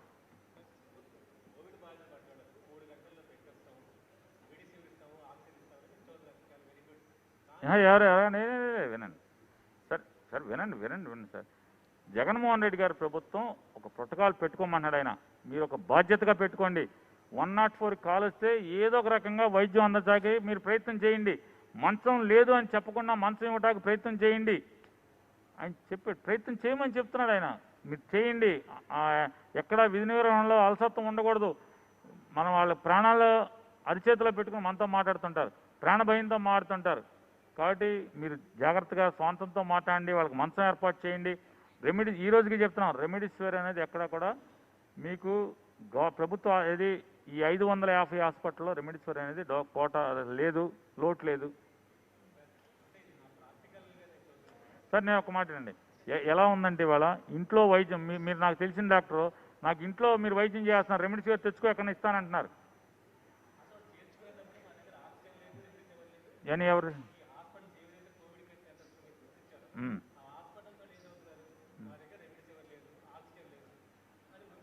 సార్ 558 హాస్పిటల్లో ఈ 558 హాస్పిటల్లో మీ ఇష్టం, మీరు నేమ్ చేయండి. నేను మీకు ఏది ఎలా నేను తప్పు ఒప్పుకోమంటే అలా తప్పు ఒప్పుకుంటాను. రెమిడిసివిర్ లేదు అనేది లేదు సార్. ఇక్కడ వినండి ఒక మాట, గవర్నమెంట్ ఈ 558 హాస్పిటల్స్లో నాన్ ఆక్సిజన్ బెడ్లు ఉంటాయి, ఆక్సిజన్ బెడ్లు ఉంటాయి, మన దీని పేరు వెంటిలేటర్ బెడ్స్ ఉంటాయి, 3 రకాల బెడ్లు ఉంటాయి. ఇప్పుడు నేను సపోజ్ ఒకవేళ ఒక హాస్పిటల్లో ఇప్పుడు మచిలీపట్నం హాస్పిటల్ ఉంది సార్, దాని కెపాసిటీ 250 మంచాలండి. 400 మంచాలు ఉన్నాయి. 400 మంది హాస్పిటల్లో ఉన్నారు. 400 మందిలో ఒక 100 మందికి ఆక్సిజన్ తప్పితే ఇంకేం వైద్యం జరగదు. ఎందుకంటే ప్లాట్ఫామ్ బయట పోర్టికోలోనూ ఆటోలోనూ అంబులెన్స్లోనూ వెయిట్ చేయకుండా ముందు వాళ్ళని ఆక్సిజన్ లోపల పడుకోబెట్టి ఆక్సిజన్ ఇస్తున్నారు. ఎందుకంటే నర్సులు కావాలి కదా, నర్సులు కావాలి, డాక్టర్లు కావాలి కదా. మిగతా ఒక 320 మంచాలు ఉన్నాయి. దాంట్లో ఒక 20 వెంటిలేటర్ బెడ్లు, మిగతా అన్ని కూడా ఆక్సిజన్ బెడ్లు. మిగతా 300 మంచాలకి స్టెరాయిడ్ ఇవ్వటం కానీ, వైద్యం చేయటం కానీ, రెమిడిసివిర్ ఇవ్వటం కానీ ఇవన్నీ చేస్తున్నారు. వెంటిలేటర్ అందరికీ, ఇప్పుడు నాకు వెంటిలేటర్ కావాలంటే వెంటిలేటర్ అందరికీ రాదు కదా, 20 మందికి వెంటిలేటర్ ఉంది అక్కడ. మిగతా 200 చిల్లర ఆక్సిజన్ బెడ్లు అన్నీ అవి వైద్యం వస్తాయి, ఇంజక్షన్లు అన్నీ చేస్తారు, నర్సింగ్ ఎయిడ్ ఉంటుంది. కానీ అసలు నర్సింగ్ ఎయిడ్ కూడా లేకుండా 100 మంచాలు ఉన్నాయి. ఆ 100 మంచాలు ఏమి ప్రభుత్వం ఏర్పాటు చేయలే, గబగబా అప్పుడు ఉన్నటువంటి స్థానికంగా ఉన్నట్టు అందరం కూడా డాక్టర్లు అందరం నేను తీసుకున్నాం. ఏమని దయనీయంగా ఉంటుంది, అంబులెన్స్లో మనిషి పడుకుని మనం అడ్మిషన్ అంటే టైట్గా ఉంది, మంచం లేదు, ఖాళీ లేదు, అయితే ఆటోలో వచ్చేస్తున్నాడు, వ్యాధి ముదిరిపోయే వరకు ఇంట్లో ఉంటున్నాడు. వ్యాధి ముదిరిపోయిన తర్వాత ఆ హాస్పిటల్కి వచ్చేసి నాకు ఆక్సిజన్ కావాలి, లేకపోతే మంచం కావాలంటున్నారు. అందుకోసమే ఇలా అంటే స్థానికంగా ఉన్నటువంటి పరిస్థితుల్ని వాళ్ళు ఎంత ఉధృతంగా ఉన్నదాన్ని చూసి ఈ ప్రభుత్వం చేస్తున్నటువంటి కష్టాన్ని, ఈ ప్రభుత్వం తాపత్రయాన్ని చూడమని చెప్తున్నాం. అంతేగాని ఎక్కడ బొక్కలు ఉన్నాయో ఎతుకుతాం వల్ల ఉపయోగం ఏంటన్నా మీరు చెప్తున్నాను. ఈ 550 హాస్పిటల్స్లో ఎవరికి రెమిడిసివిర్ ఇప్పుడు సహజంగా అపోహ ఏమైపోయిందంటే కోవిడ్ వచ్చింది అనగానే వెంటనే రెమిడిసివిర్ ఎక్కిచ్చేయండి అంటున్నారు. రెమిడిసివిర్ అనేది కేవలం శాచురేషన్ లెవెల్స్ 93 దగ్గర నుంచి, డాక్టర్లు చెప్తున్నాను, నేను డాక్టర్ని కాదు, 93 దగ్గర నుంచి 89 ఆ రేంజ్ వరకు రెమిడిసివిర్ పనిచేస్తుంది అని చెప్తున్నారు. ఇంకా తగ్గితే పనిచేయదు అని చెప్తున్నారు. శాచురేషన్ లెవెల్స్ పడిపోతే పనిచేయదు అని చెప్తున్నారు ఎక్కువ మంది మెజార్టీ డాక్టర్లు. కాబట్టి రెమిడిసివిర్ ఎవరికి ఇవ్వాలి, ఎవరికి అక్కర్లేదని లేకుండా ప్రతి వాళ్ళు కోవిడ్ పాజిటివ్ వస్తే రెమిడిసివిర్ కావాలంటున్నారు. అదొక అపోహ అయిపోయింది. కాబట్టి రెమిడిసివిర్ ఖచ్చితంగా ఎవరికి ఇవ్వాలి అందరికి మాత్రం ఇస్తుంది. గవర్నమెంట్ దగ్గర స్టాక్ అయితే ప్లెంటీగా ఉంది, సరిపడా ఉంది. రెమిడిసివిర్ ఇంజెక్షన్స్ అన్నీ అందుబాటులో ఉన్నాయి. గవర్నమెంటే మానిటర్ చేస్తుంది ప్రైవేట్ హాస్పిటల్లో కూడా. ఇది 558 కోవిడ్ నోటిఫైడ్ హాస్పిటల్స్ అన్నింటిలో కూడా రెమిడిసివిర్ కానీ, స్టెరాయిడ్ కానీ, ఆక్సిజన్ కానీ ఎక్కడా కొరత లేకుండా మాత్రం ప్రభుత్వమే మానిటర్ చేస్తుంది, జాయింట్ కలెక్టర్లని, డ్రగ్ ఇన్స్పెక్టర్లని పెట్టి.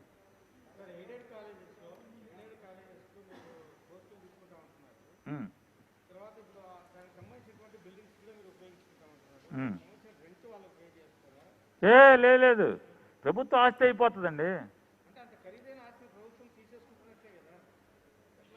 తీసేసుకోవడం అంటే నేను లాగేసుకుంటున్నానని జనార్దన్ గారు లాగేసుకుంటున్నారా? ప్రజల ఆస్తి కదా అది. అలా ఆగని అక్కడ ఒక్క మాట, అసలు విద్యా సంస్థలు ఎవరు పెట్టాలి? మన చట్టం ప్రకారం స్వచ్ఛంద సంస్థలు పెట్టాలి. నో లాస్ నో ప్రాఫిట్ ట్రస్ట్లే పెట్టేది. ట్రస్ట్ ద్వారా తప్పితే మీరు ప్రైవేట్గా వ్యక్తిగా మీరు విద్యా సంస్థలు నడపడానికి అర్హులు కాదు. మీకు లైసెన్స్ ఎవరు, మీకు పర్మిషన్ ఎవరు? ట్రస్ట్ అంటే ఏంటి? అది 10 మంది ప్రజల కోసం ఉపయోగపడేదే కదా, సేవ కోసమే కదా. ఆ ట్రస్ట్ మీరు నడపలేని స్థితిలో ఉంటే మాకు అప్పచెప్పండి, మేము నడుపుతాం. ప్రభుత్వం ఏం చెప్తుంది? అది ప్రభుత్వానికి ఇచ్చేసాయి. టీచర్లు ఇప్పుడు ఏమవుతుంది? క్వాలిఫైడ్ టీచర్లు 10 మంది ఉండాలంటే 3-4 గవర్నమెంట్ ఎయిడెడ్ టీచర్లు ఉంటే మిగతా వాళ్ళు ఉండలేదు. ఏం చేస్తున్నారు? ఎవడో కొన్ని వాళ్ళకి తెలిసిన వాడిని ఎవరన్నా పెట్టి 5,000 6,000 జీతం ఇచ్చి పాఠం చెప్పి నడిపిస్తున్నారు. అలాగా ఇప్పుడు దానివల్ల ఏమవుతుంది? నాణ్యతతో కూడినటువంటి విద్య పిల్లలకి ఇవ్వట్లేదు కదా. అందుకని నా బాబు, నువ్వు నడపలేని పరిస్థితి వస్తే నాకు ఇచ్చేస్తే నేను దాంట్లో మొత్తం గవర్నమెంట్ కింద నీ పేరు మార్చకుండా గవర్నమెంట్ తీసుకుని గవర్నమెంట్ సంస్థ కింద నడుపుతాం. దాన్ని టీచర్లని, లెక్చరర్లని అందరినీ నడుపుతాం. మెరుగైన, మేలైన, నాణ్యమైన విద్య చెప్తాం. లేదు నాకు వద్దండి, మీరు అన్నారు కదా, అమ్మో నా ఆస్తి ఇన్ని కోట్లండి, మా తాత ఇచ్చాడు, మా నాన్న ఇచ్చాడు, లేదా నేను సంపాదించుకున్నా, ఊరికే ట్రస్ట్ పేరు పెట్టా కానీ నాది వ్యాపారం అండి, అయితే నువ్వు సొంతంగా నడుపుకో, మా టీచర్లు మాకు ఇచ్చాయి.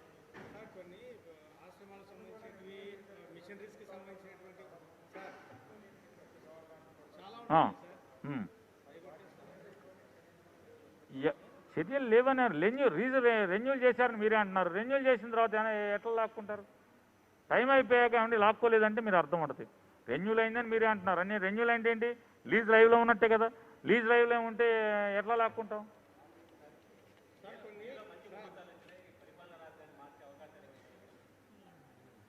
సార్ ఇప్పుడు కరోనా దశ ఇలా అల్లాడిపోతుంటే పరిపాలన కేంద్రం, వైజాగ్ 3 రాజధానులు ఇవ్వాలేంటండి? 500 రోజులు, 600 రోజులు, 300 రోజులు ఈ గూములు తీసేయండి సార్. ముందు కోవిడ్ ఎలా మనం అరికట్టాలి, కోవిడ్ని ఎలా జయించాలి, మనుషులు ప్రాణాలు తక్కువగా పోకుండా ఎలా చూసుకోవాలి, దాని మీదకి వెళ్దాం సార్. ఇక్కడ ఏముంది, తొందర ఉంది వాళ్ళకైతే. రేపు కోవిడ్ తగ్గిన తర్వాత వెళ్దాం విశాఖపట్నం. కంగారు ఇద్దరం మన ఇద్దరం కారేసుకి వెళ్ళిపోదాం. ఏముంది విశాఖపట్నం?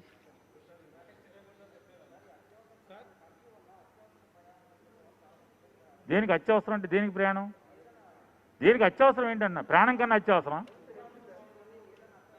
హెల్త్. ఏదండి, హెల్త్ తోడు ఎక్కడికైనా ఎప్పుడైనా వెళ్ళొచ్చు. మీరు పర్మిషన్ అంత క్రితం జరగలేదా? కానీ అంత క్రితం కర్ఫ్యూ పెట్టినప్పుడు జరగలేదా? ఏదో మొదటిసారి ఏంటండి? విధి విధానాలు ఎప్పుడు ఉన్నాయండి? ఎప్పుడు సార్ ఎవరికైనా తండ్రి చనిపోతే అక్కడ లోకల్లో ఉన్న ఎస్ఐని అడిగితే రాసేవాడు, ఏ ఎంఆర్ఓని అడిగితే రాసేవాడు, ఏ మున్సిపల్ కమిషనర్ని అడిగితే వీళ్ళ తండ్రి గారు చచ్చిపోయి వెళ్తున్నాడని రాసేవాడు. దానికి ఏమండి కర్ఫ్యూ టైం 6 to 12 ఓపెన్ ఉంటే తర్వాత ఆటోమేటిక్గా టైట్ చేస్తారు కదండి.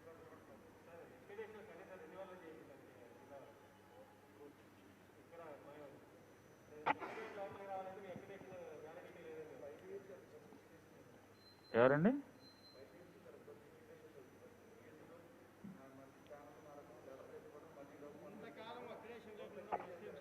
ఏమండి అంటే నేను కోర్టుకు వెళ్ళి స్టే తెచ్చానా? ఉన్నవాళ్ళు కదా ఎట్లా కళ్ళండి కోర్టు స్టేటస్కో ఇస్తే ఎట్లా రే? నాకు ఒక మాట ఏనండి, జనరల్గా మొత్తం మారుతా. అది ఈ పాటికే మనం ఎవరన్నా సంఘాలు ఇంప్లీడ్ అవ్వాలి. మన వాళ్ళు ఉన్నవాళ్ళు ఎవరన్నా మీ తరఫున ఎవరి తరఫున ఇంప్లీడ్ అవ్వాలి. ఇప్పుడు జగన్మోహన్ రెడ్డి గారి ప్రభుత్వం లేకపోతే పేరు నాని సమాచార శాఖ మంత్రి ఒక నిర్ణయం చేశాడు. ఏమని? వ్యక్తుల ప్రమేయం లేకుండా ఎక్రిడిషన్ ఇవ్వాలి, దానికి డిపిఆర్, ఐఎన్పిఆర్ అధికారులు కలెక్టర్ కలిసి ఇచ్చేసేయండి అని చెప్పి ఒక ఇచ్చాం. లేదా ఐఎన్పిఆర్ కమిషనరు ఇచ్చేసేయమని చెప్పి జీవో ఇచ్చాం. ఆ జీవో మీద కోర్టుకు వెళ్ళాడు. దాంట్లో అన్యాయం ఏంటో నాకు అర్థం కాల. ఒక ఆయన కోర్టుకు వెళ్ళాడు. కోర్టుకు వెళ్ళి స్టేటస్కో అన్నాడు. స్టేటస్కో వల్ల ఇప్పుడు జడ్జిమెంట్ రిజర్వ్ అన్నారు. నేను తిరుపతిలో కూడా ఇట్లాగే గోపాల్ గారని ఒక సీనియర్ జర్నలిస్టు, 40 ఏళ్ళ ఇండస్ట్రీ అంటే ఆయన కూడా. ఆయన నన్ను అడిగితే వెంటనే నేను వీరిని మా గవర్నమెంట్ లీడర్ గారిని ఎవరైతే కేసు వాదిస్తున్నారో వారిని ఇద్దరిని కాన్ఫరెన్స్లో నేను మాట్లాడాను. సార్ జడ్జిమెంట్ రిజర్వ్ అన్నారు కదా, స్టేటస్కో ఎక్స్టెండ్ చేయలేదు కదా, మనం ఇచ్చేద్దామా అని అడిగాను. పోనీ డిసెంబర్ 31కి ఎవరికైతే ఉన్నాయో ఈ జీవో ప్రకారం కాకుండా పాత జీవో ప్రకారం అవన్నీ కూడా ఎక్స్టెండ్ చేద్దామని కూడా మాట్లాడాం. ఆయన అన్నాడు, సార్ కంటెంప్ట్ అవుద్ది, నువ్వు మంత్రి బాగానే ఉంటావు, ఇతను బోన్లో పిలిచి జడ్జి గారు శిక్ష చేస్తాడు, అట్లా వద్దు సార్, రేపు ఎల్లుండో జడ్జిమెంట్ వచ్చేస్తే ఆగండి అని చెప్పాడు. పాజిటివ్గా మేము చేయని ప్రయత్నం లేదు, నేను చేస్తానే ఉన్నాను. అక్కడికి మా బందరాలను ఇంప్లీడ్ అవ్వమని చెప్పాం, ఆయన ఇంప్లీడ్ అయ్యానన్నాడు. బందర్లో ఒక ఆయన సీనియర్ జర్నలిస్ట్ ఒక ఆయన అన్నాడు, చెప్పాయి మీరు ఇంప్లీడ్ అవ్వండి, ఈ జీవోలో తప్పే ఉంది, మేము నష్టపోతున్నాం అని చెప్పి మీరు ఇంప్లీడ్ అవ్వండి కూడా చెప్పాం. జడ్జిమెంట్ రిజర్వ్ ఉంది, రేపో మాపో అంటున్నారు జడ్జిమెంట్ వస్తని. జీపీ గారిని అడిగా ఇచ్చేద్దాం అనేది, పాతది ఎక్స్టెండ్ చేద్దాం మరొక 6 నెలలు, ఈ కోర్టు జడ్జిమెంట్ వచ్చాక కొత్త దానికి వెళ్దాం అని కూడా ట్రై చేశాం. ఆయన అంటే లేదు కంటెంప్ట్ అవుతుందండి మీరు ఇవ్వబాకండి అని చెప్పి ఆయనకి చెప్పాడు, నేను ఫోన్లో ఉన్నాను. ఇక నా మాట ఏంటాడు, ఈయనే ఉంటాడు, ఇంకా కంటెంప్ట్ అంటే ఇక అసలు వీళ్ళు పారిపోతారు కదా. ఇప్పుడు నా ఉద్దేశంలో అంటే పేర్నాని సమాచార శాఖ మంత్రిగా ఈ ప్రభుత్వం యొక్క ఉద్దేశం చెడు ఉద్దేశం అయితే ఏది, ఈ సిస్టమ్ ఎక్రిడేషన్ ఇవ్వటం అనేది ఆఫీసర్ల ద్వారా రికమెండేషన్ ద్వారా కాకుండా ఆఫీసర్లకు ఎవరెవరో తెలుసు కాబట్టి, అలాగే పాత విలేకరులకు ఎవరికి పాస్కి ఇబ్బంది ఉండదు, యాజమాన్యం ఇచ్చేదాని మీదగా దీన్ని బట్టి. కానీ కొత్తగా వాళ్ళకి క్వాలిఫికేషన్ పెట్టారు, దానికి ఎవరిది ఏ సంస్థలో పనిచేస్తుంటే సంస్థ వాళ్ళు ఇస్తారు కాబట్టి ఇబ్బంది ఉండదు. దాన్ని ఎవరి రికమెండేషన్ లేకుండా ఎక్రిడేషన్ వచ్చేట్టుగా మనం ఏర్పాటు చేసుకున్నాం. దానిలో తప్పేంటో ఏమైనా కోర్టుకు వెళ్తా కూడా నాకేంటో అర్థం కాలేదు, ఎందుకు వెళ్ళాడు ఆయన కూడా నాకు. అంటే వ్యక్తుల ప్రాబల్యం లేకుండా ఉంటుంది, అంతకుమించి ఏముంటుందండి.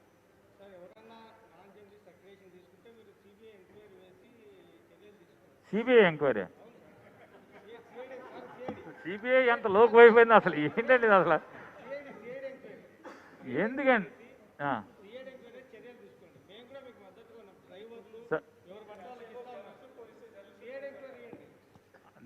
జనార్దన్ గారు ఎంత సీనియర్ అండి, ఆయన చెప్తాడు, ఆయన అంతా ఎవరినో వద్దండి, సిఐడి పోయాడు వద్దండి, మీ గుండె మీద చేసుకు మాట్లాడండి, ఎక్రిడేషన్ తీసుకున్న వాళ్ళందరూ విలేకరులైనా ఇవ్వాలని, మళ్ళీ దాని సిఐడి ఎంక్వైరీ సిబిఐ ఎంక్వైరీ ఇవన్నీ ఎందుకండి. అయ్యేమక్కర్లా మనం కొత్తగా ఇచ్చిన జీవో ప్రకారం ఆటోమేటిక్గా ఫిల్టర్ అయిపోతారండి. ఎవరు రికమెండేషన్ లేకుండా వస్తారు. ఎవరు ఆయన తీసుకున్నాడు, ఎవరు తీసుకోలేదు, ఎవరు చెప్పారండి మీకు తీసుకోలేదు. ఆంధ్రజ్యోతి ఆయన తీసుకున్నాడు, అలాగండి ఆయన అంటున్నారు ఆంధ్రజ్యోతి ఆయన తీసుకోడు కాబట్టి. ఎందుకు అదే సార్ అలాగండి, జ్యోతానికి జగన్మోహన్ రెడ్డి గారు అంటే కోపం ఉండొచ్చు, కానీ జ్యోతిలో జీతానికి పనిచేసే ఆయనకి ప్రభుత్వం మీద కోపం ఎందుకు ఉంటుంది. జ్యోతి ఓనర్ గారు భరించలేకపోవచ్చు జగన్మోహన్ రెడ్డి గారిని, కానీ అందులో జీతానికి సరే వెనక్కి తీసుకున్నా, నాకు ఎన్ని అనవసరం విషయాలు మనకెందుకంటే. జ్యోతి ఆయన ఎక్విజిషన్ తీసుకున్నారు, కొత్త దాంట్లో కొత్త జీవో ప్రకారం కూడా తీసుకున్నారు.